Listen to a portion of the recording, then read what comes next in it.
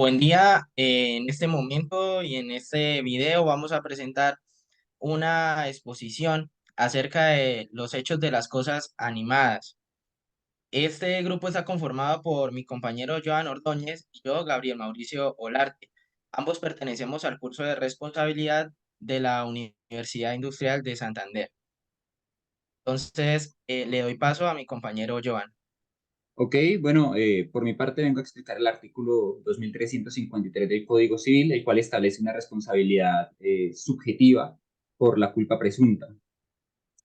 Bueno, inicialmente vamos a hablar acerca de qué personas son responsables. Como lo vemos en la diapositiva, las personas responsables son todas aquellas que tengan poder de dirección y de control. Tiene que ser en base intelectual y usualmente no se toma como base lo material.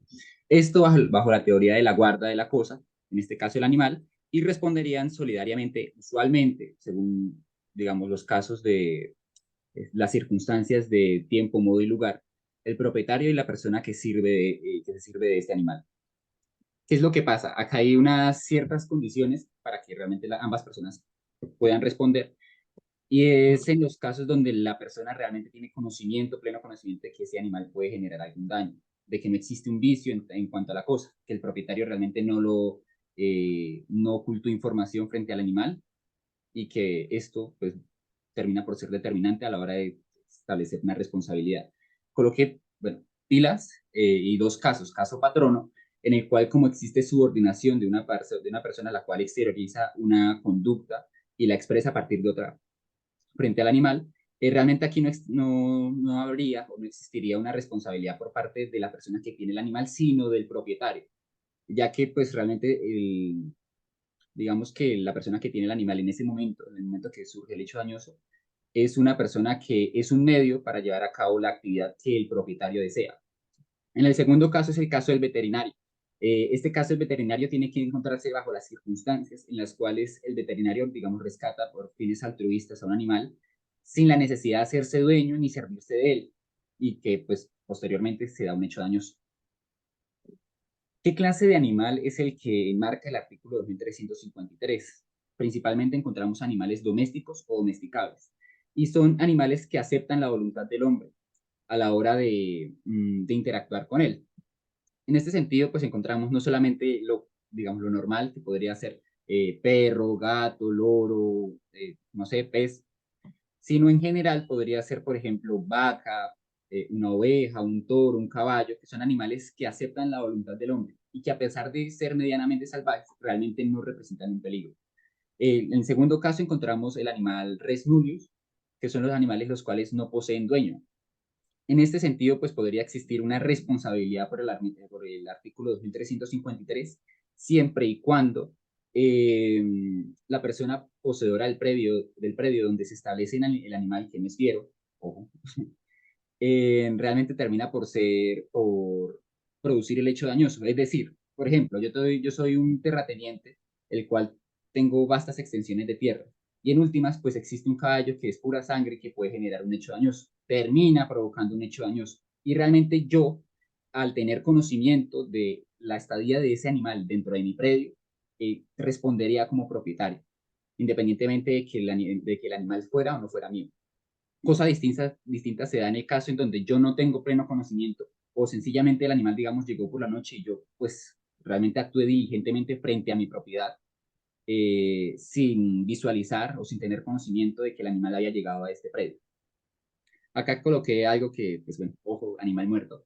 Y es que cuando el animal muere y pues termina por, digamos, contaminar una fuente hídrica o termina pues por afectar ciertas condiciones ambientales, realmente no respondería por el artículo 2353, sino lo que ha desarrollado la jurisprudencia de la Corte, pues Javier Tamayo en su libro, establece el artículo 2341, que es el concepto general de responsabilidad civil, usualmente por el hecho propio, ya que pues realmente no existe una voluntad del animal por la cual yo tendría que responder, sino es más digamos, la actitud que yo tendría que tomar frente a ese animal muerto para evitar problemas de salud pública. Bueno, en este caso encontramos la pregunta: ¿durante qué época responde? Responderá a la persona que se sirva del animal o el propietario mientras exista poder de dirección y control intelectual. puede ser a su vez con el material, pero no en todos los casos. Y la pregunta de qué ocurre cuando los animales se extravían y realizan un daño, realmente se da, bueno, lo que se revisa realmente es la diligencia de la persona frente al escape del animal. ¿Sí? En este caso, pues bueno, si digamos, por ejemplo, yo tengo una finca, la cual es colindante con otra finca de propiedad de otra persona, ¿sí? Y yo no cerco esta propiedad. Por ejemplo, un toro, una vaca, una oveja que entra y daña los cultivos de la propiedad vecina. Claro, yo podría deducir que eventualmente el animal se extravió, se escapó. ¿Qué es lo que ocurre? En este caso particular, realmente, si yo no cerqué, si yo no lo vigilé, si yo no estuve pendiente realmente de que no estuviese, de que, o sea, no preveí ese peligro de que ese animal pudiese cruzar el predio vecino y que realmente pudiera afectarlo, realmente responderían el propietario de ese animal, en este caso yo, sencillamente porque debía haber actuado de manera más diligente, ¿sí? Cosa distinta es, por ejemplo, que yo tenga encerrado el animal y pues alguien, en hecho de un tercero, termina por abrirle, no sé, la puerta y este se escape y genera un hecho dañoso, o sencillamente, digamos, se roban el material con el cual tengo cercada la finca. Finalmente pasamos a explicar, bueno, paso a explicar la forma de exoneración del artículo 2353 del Código Civil. Al ser una culpa presunta, establecemos dos regímenes de exoneración, y es el de presunción de culpabilidad y presunción de responsabilidad. El de presunción de culpabilidad se establece frente a la diligencia que existió a la hora de la ocurrencia del hecho dañoso. Es decir, yo qué tan diligente fui, con qué culpa realmente actué, y si me faltó pericia a la hora de advertir que se podía generar este hecho que pues, provocó digamos, ahora el deber de parar integralmente a la víctima. En este, pues sencillamente hay que demostrar a una persona puesta en las mismas condiciones que cómo respondería realmente. Si haría lo mismo que yo hice, si realmente mi posición fue de diligente frente al animal o si realmente yo fui una persona que fui totalmente negligente. Por otro lado, encontramos la presunción de responsabilidad. La presunción de responsabilidad habla acerca de desvirtuar el nexo de causalidad, ya sea por un caso, bueno, una causa extraña, perdón, o podría ser también, digamos, porque el hecho, el daño, no se podría deducir eh, del actuar del animal. Es decir, que el hecho dañoso no surge a partir realmente del comportamiento del animal. Por ejemplo, si se cae, eh, no sé, se cae un computador realmente y después el animal, no sé, se le para encima. Realmente el computador no se daña porque el animal se le para encima. ¿Sí? Por decirlo, digamos, es un ejemplo muy hipotético y muy buscado, pero pues bueno, se daña sencillamente porque se cayó. Entonces, el daño no se puede explicar a partir del actuar del animal. Cosa muy distinta ahora aducir una causa extraña, como podría ser fuerza mayor, caso fortuito, culpa exclusiva de la víctima o hecho de un tercero. A continuación pasa a explicar mi compañero Gabriel. Además de el supuesto que ya nos ha explicado mi compañero Joan, también se puede responder por el hecho de las cosas animadas debido a los daños causados por un animal fiero. ¿Pero qué es un animal fiero? La Real Academia Española o de la Lengua Española nos define que un animal fiero es aquel animal que vagando libre por la tierra, el aire o el agua es objeto adecuado para la apropiación por ocupación como res nullius, como ya lo mencionaba mi compañero Joan, mediante su caza o su pesca. Pero eso es un concepto que deja mucho a la interpretación, es un concepto muy genérico.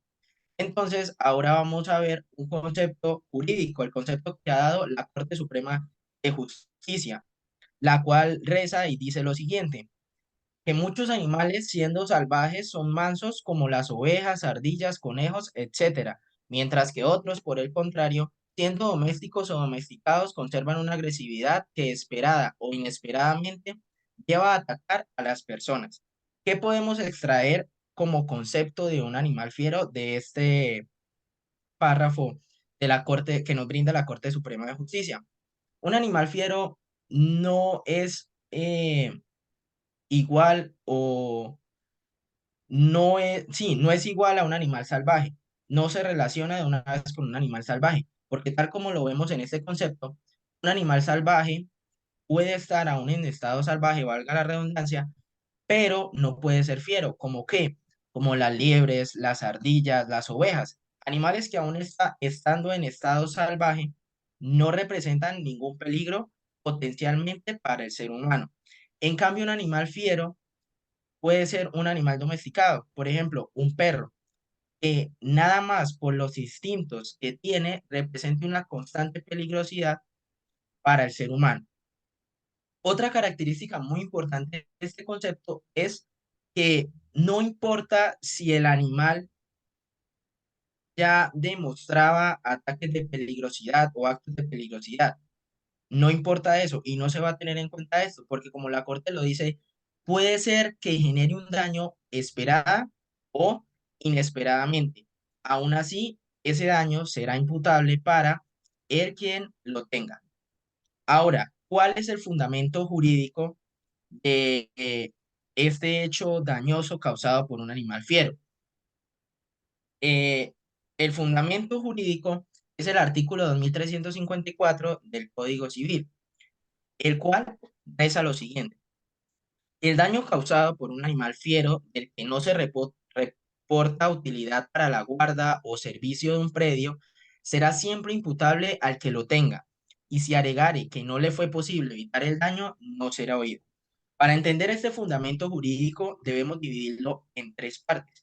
La primera irá desde el daño causado por un animal fiero hasta del que no se le reporta utilidad para la guarda o servicio de un predio. ¿Qué quiere decir esto? Esto se fundamenta en el desequilibrio social que se genera por el simple hecho de tener un animal de alta ferocidad o un animal fiero, pero también se fundamenta en el principio de la función social de la propiedad privada, ya que si no va a reportar ninguna utilidad para mí o para la comunidad, ¿por qué lo debo de tener? Ahora, la siguiente parte será siempre imputable al que lo tenga. Esto es un aspecto muy importante porque nos permite vislumbrar que el daño no será imputable solo al dueño. Es más, ni siquiera será imputable al dueño, será imputable al que lo tenga en ese momento, ya sea que lo tenga por un favor al dueño o porque le pagaron por tenerlo o solo por un fin altruista. No importa cuál sea la razón, el daño será imputable al tenedor. Y si es el dueño, pues el dueño responderá. Pero si es otra persona la que esté a cargo de la guarda de ese animal fiero al momento que cause el daño, él será el responsable. Y la tercera parte de este artículo, para entenderlo, será y si alegare que no le fue posible evitar el daño, no será oído. Esta expresión no será oído ha sido objeto de debate jurídico muy fuerte, ya que ha sido demandado por inconstitucionalidad a través de la acción pública de inconstitucionalidad varias veces y en repetidas ocasiones. En esta ocasión vamos a utilizar como referencia la sentencia de constitucionalidad 111 del 2018, en la cual esta expresión no será oído, será demandada. ¿Por qué es demandada en esta expresión no será oído?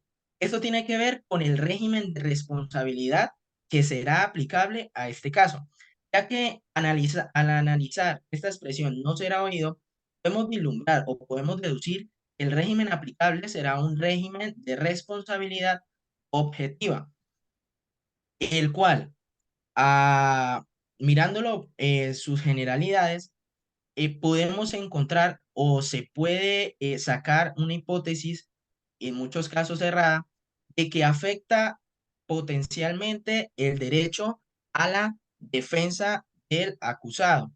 ¿Pero por qué? Porque muchos, incluso actualmente, se considera que todavía está en disputa eso. Muchos interpretan, tanto la doctrina como la jurisprudencia, ha interpretado que al decir no será oído, se le estará afectando o no se le dejará defender al acusado. Pero la Corte Constitucional, en la sentencia de constitucionalidad 111 de 2018, da un concepto muy claro y dice que esto o este término, mejor dicho, es exequible, ya que el simple hecho de que aplique el régimen de responsabilidad objetiva no quita el derecho legítimo del acusado a defenderse, ya que éste puede exculparse en tres ocasiones. La primera es cuando no se acredite el supuesto delito o no se le puede acreditar el supuesto delito al acusado, o en este caso al animal fiero del cual tenía la guarda el acusado. El segundo medio por el cual se puede exonerar de la culpa es la causa extraña, como lo decía mi compañero Joan, que se puede acreditar mediante el hecho de un tercero, la culpa exclusiva de la víctima o la fuerza mayor o el caso fortuito. Y el tercer caso en el cual se puede exonerar de culpa o librar de la culpa o de la responsabilidad el acusado es cuando hay una inexistencia del daño o mejor dicho, cuando no hay daño. Respecto a este tema, sigue siendo muy controversial, incluso en la misma jurisprudencia, ya que en esta sentencia, para abordar un poco la sentencia y hablar un poco sobre ella, en esta sentencia que les comento, la C-111 del 2018, la Corte Constitucional hace un barrido a lo largo de la historia jurisprudencial y nos deja entrever cuál ha sido esa disputa constante entre tanto decisiones de jueces como doctrinantes, los cuales dicen, algunos dicen que sí se vulnera este derecho a la defensa y otros dicen que no se vulnera el derecho a la defensa. Pero esto será objeto, y me imagino, espero también, que sea objeto también de debate más adelante en un futuro por la Corte Constitucional, ya que en estos momentos el tener de pronto ese esa duda respecto a qué régimen se debe aplicar y qué no, y si está bien aplicar el régimen objetivo, es una duda que puede poner en peligro la seguridad jurídica y el tránsito jurídico del Estado colombiano. El fundamento, y para terminar y como conclusión, el fundamento de la Corte Constitucional para declarar exequible la expresión no será oído y por ende permitir que haya un régimen de responsabilidad objetiva que regule estos hechos dañosos causados por animales fieros será primero que la Constitución, el primero y el más importante, que la Constitución política, el texto constitucional, no prohíbe por ningún lado que se dé en nuestro ordenamiento colombiano un régimen de responsabilidad objetiva. Al contrario, la constitución política deja abierto para que se pueda regular de la mejor manera la responsabilidad de un ciudadano o la responsabilidad por la cual tenga que responder, valga la redundancia, un ciudadano. La segunda, ya lo mencionaba anteriormente, versa sobre la función social que cada propiedad privada debe cumplir. La tercera versa sobre los temas ecológicos y ambientales, ya que tenemos que tener en cuenta que muchos de estos animales llamados fieros están protegidos constitucionalmente y legalmente por ser animales en peligro de extinción o incluso por ser considerados animales endémicos. Y el último fundamento en el cual se basa la Corte Constitucional para declarar exequible esta expresión es que en ningún momento, estando en el régimen objetivo, se vulnera el derecho a la defensa del acusado y por ende esto es legal. Muchas gracias por la atención prestada y no siendo más, eh, gracias.